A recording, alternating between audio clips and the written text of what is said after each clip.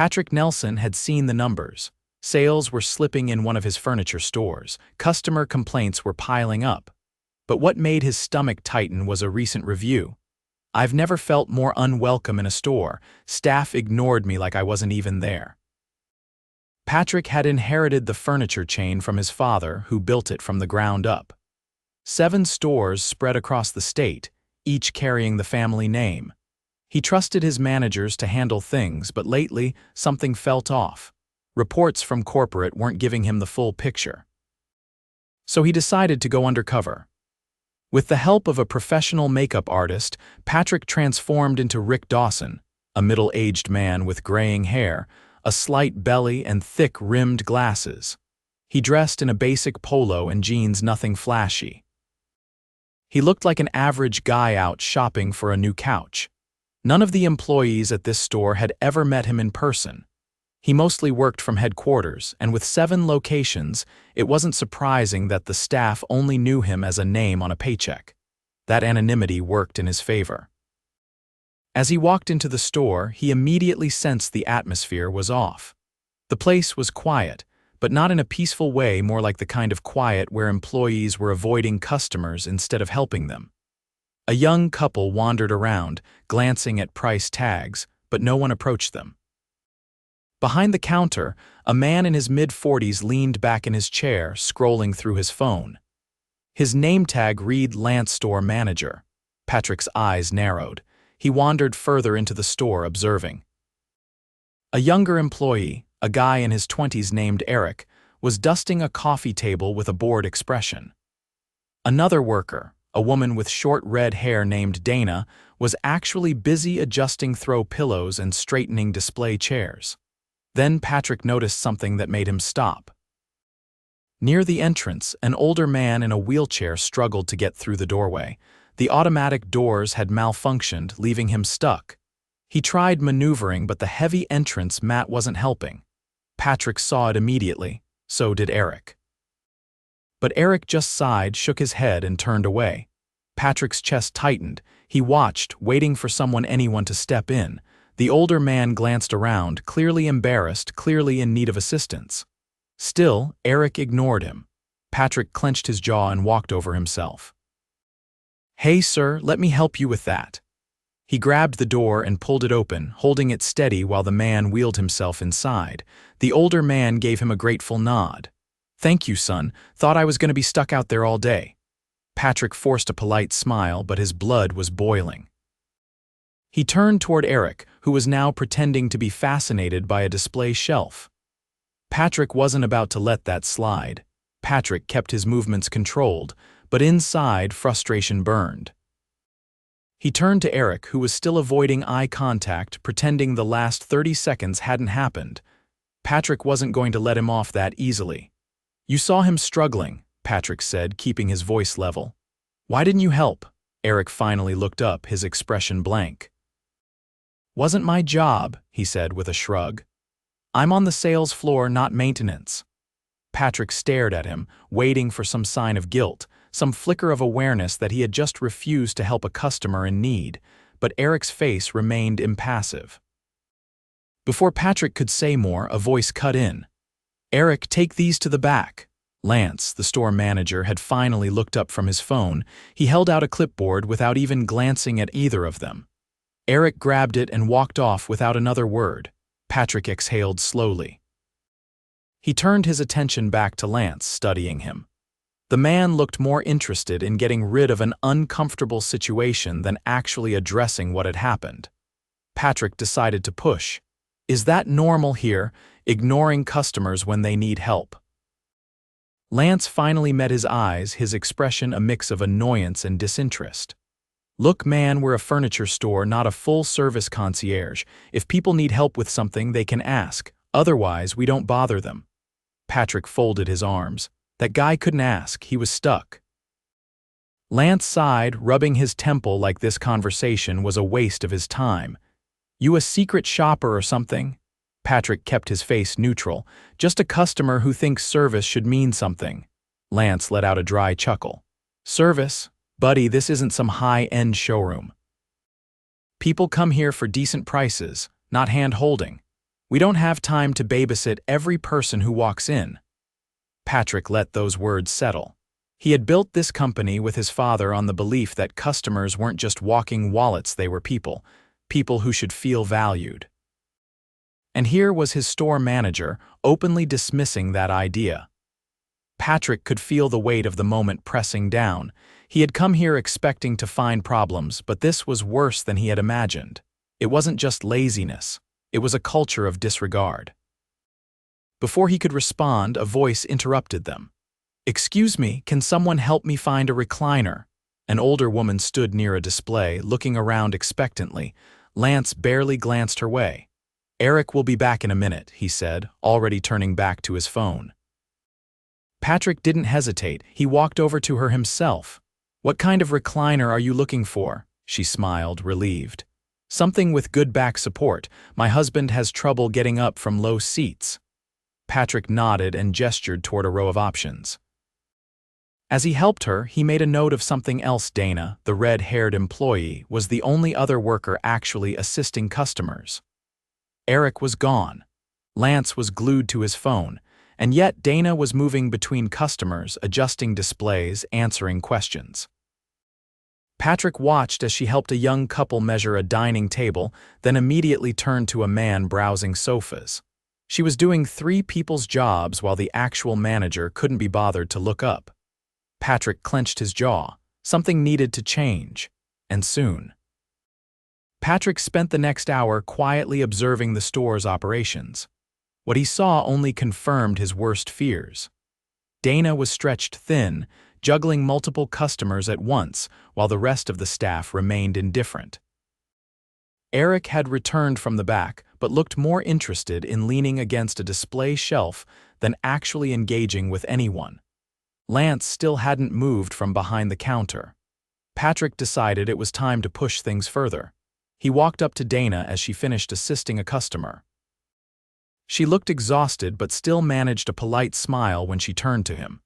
"Busy day?" Patrick asked. She exhaled, glancing around the store. "Always seems to be when I'm the only one doing anything." That was all the confirmation he needed. "Does your manager ever step in to help?" Dana hesitated, then lowered her voice. "Lance? No, he just tells us to figure it out. If we ask for help, he complains that we're too slow, but if we rush and make a mistake, he yells about that too." Patrick's stomach tightened. "And Eric?" She frowned, glancing in his direction. "He does the bare minimum, just enough to avoid getting in trouble but not enough to actually make a difference." Patrick folded his arms. "And corporate, do they ever check in?" Dana gave a short laugh, but there was no humor in it. "They send emails. Once in a while, someone drops by, but Lance makes sure everything looks fine when they do. After they leave, it goes right back to the way it always is." Patrick nodded. He had heard enough. He walked straight to the counter where Lance was still occupied with his phone. The man barely looked up as Patrick stopped in front of him. "You don't seem very involved in your store," Patrick said. Lance exhaled sharply, clearly irritated. "You got a problem, man?" Patrick kept his voice calm but firm. "Yeah, I do. I've been here over an hour and I've seen one employee doing all the work while you sit here." Lance finally put his phone down. His expression was one of pure disbelief. "Excuse me." Patrick didn't back down. "That girl over there. She's running circles around this whole store while you and Eric barely lift a finger. Customers are walking around lost. Employees are disengaged, and you're too busy scrolling to notice." Lance leaned forward, resting his elbows on the counter. "Look, I don't know who you think you are, but I run this place just fine." Patrick met his eyes. "No, you don't."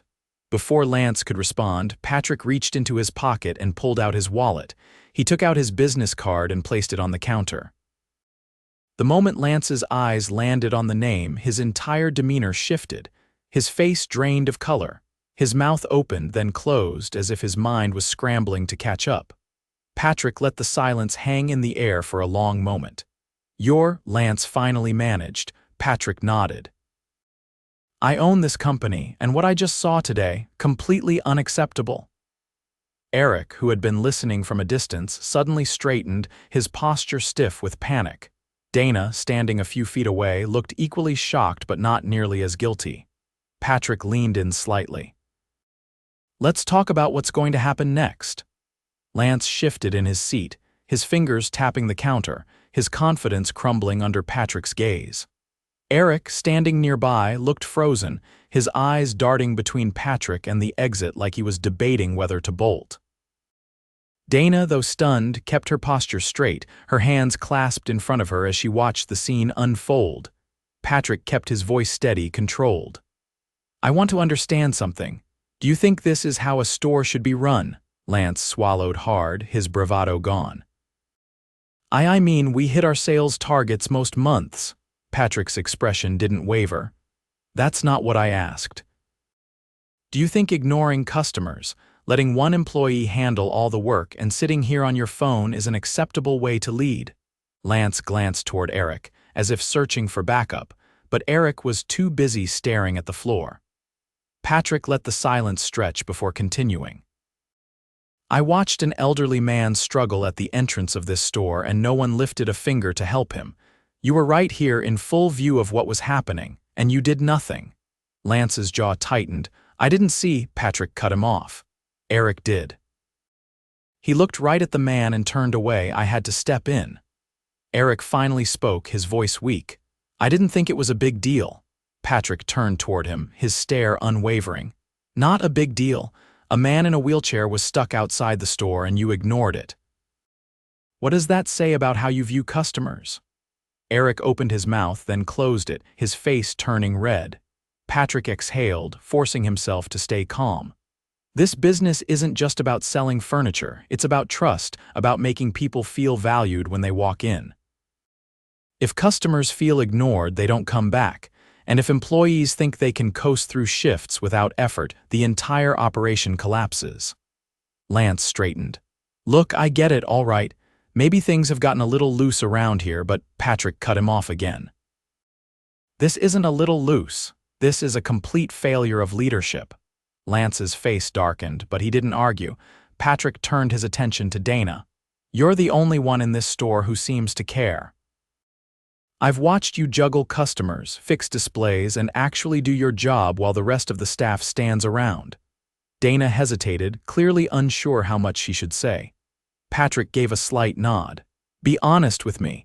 How long has it been like this?" Dana inhaled sharply before answering. "A while. It's worse on days when Lance is in charge. He doesn't really manage. He just tells us to figure things out. It's frustrating because I care about this job, but it feels like no one else does." Patrick turned back to Lance. "You're the manager. You set the tone for this store. And from what I've seen, that tone is apathy." Lance's lips pressed into a thin line. "So what now? You gonna fire me on the spot?" Patrick considered him for a moment. He had no intention of making a rash decision, but there was no way Lance could remain in his position. "You're done here," Patrick said simply. "Effective immediately." Lance's face turned red. "Just like that," Patrick nodded. "You've shown me exactly what kind of leader you are, and that's not what this company needs." Lance scoffed, shaking his head as he grabbed his things. "Fine. Good luck running this place without me." Patrick didn't respond, just watched as Lance stormed toward the exit. Eric, still standing stiffly nearby, looked like he wanted to disappear. Patrick turned to him. "You've got a decision to make. If you want to stay here, things are going to change. That means stepping up, doing your job, and actually respecting the people who walk through those doors." Eric nodded quickly. "I'll do better." Patrick studied him for a moment. "I hope so, because if I hear otherwise, you won't have a second chance." Eric swallowed hard and nodded again. Patrick let out a slow breath, then turned back to Dana. "As of right now, you're the acting store lead. I'll be bringing in a new manager, but until then, I want you to keep things running." Dana's eyes widened. "Me?" Patrick nodded. "You've already been doing the work. It's about time you got the recognition for it." Dana straightened, determination replacing her initial shock. "I won't let you down." Patrick smiled slightly. "I know you won't." He glanced around the store, already picturing the changes that needed to happen. This visit had been an eye-opener, but it had also reinforced something important. Leadership wasn't about titles. It was about responsibility, about setting the right example. And from this point forward, he'd make sure every store in his company reflected that. Patrick remained in the store for the rest of the afternoon, keeping a close eye on how things unfolded now that Lance was gone. Without the manager's indifference looming over them, the atmosphere shifted almost immediately. Employees moved with more urgency, and Dana, now stepping into her temporary leadership role, wasted no time making sure customers were attended to. He watched as she reorganized the sales floor assignments, directing Eric and another employee, Maria, to specific sections. Eric, still shaken from the confrontation earlier, followed instructions without hesitation. Maria, who had kept her head down most of the day, seemed relieved to have some structure.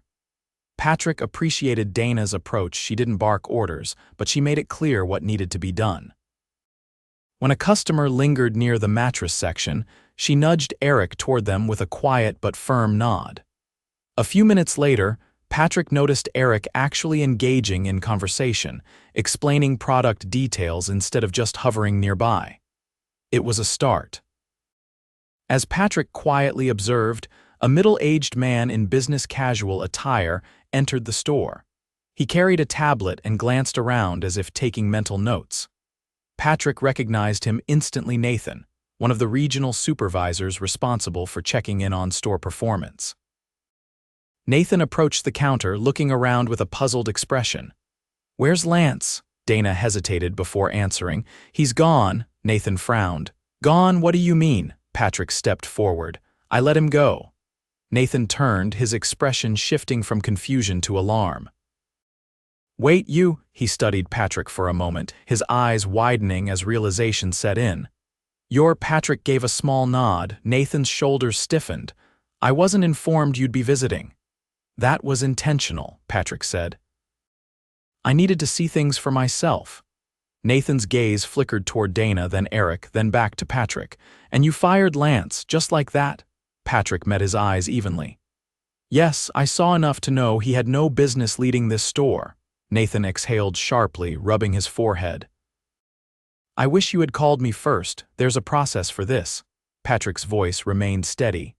"I understand that. But when I see a store manager ignoring customers, fostering a culture of indifference, and failing his team, I don't need a process, I need action." Nathan shifted uncomfortably. "I won't argue with your decision, but this store needs leadership. We can't just leave it without a manager." Patrick nodded. "That's why Dana is stepping in for now. She's already proven she's more capable than the person I just fired." Nathan glanced at Dana, who stood tall despite the weight of the conversation. "That's a lot of responsibility." Dana spoke before Patrick could. "I can handle it." Nathan studied her for a moment before nodding slightly. "All right. I'll start the formal process of finding a replacement, but I'd like to review the store's recent performance with you while I'm here." Patrick gestured toward the back office. "Let's go over everything." Inside the office, Nathan pulled up store reports while Patrick leaned against the desk, arms crossed. "The numbers have been inconsistent," Nathan admitted. "Sales fluctuate, but customer complaints have been rising. I've sent emails, but Lance always assured me things were under control." Patrick's jaw tightened. He was covering up the reality. "I saw it firsthand today." Nathan hesitated. "I should have pushed harder, maybe if I had visited more often." Patrick shook his head. "You weren't the one failing this store, but I need you to be more involved moving forward, no more relying on secondhand reports." Nathan gave a slow nod. "Understood." Patrick glanced at the reports on the screen. "We're going to fix this. Not just here, but across every location." Nathan straightened. "What's the plan?" Patrick's voice was firm. "We start by making sure every manager understands that leadership isn't just about hitting targets, it's about setting the right example. If they can't do that, they don't belong here." Nathan nodded. "I'll schedule in-person check-ins for each store." Patrick pushed off the desk. "Good, and Dana gets a pay raise effective immediately?" Nathan blinked. "A raise," Patrick nodded. "She's been doing the work without the title. It's time she gets recognized for it." Nathan typed something into his tablet. "I'll make it happen." Patrick exhaled. Then let's get to work.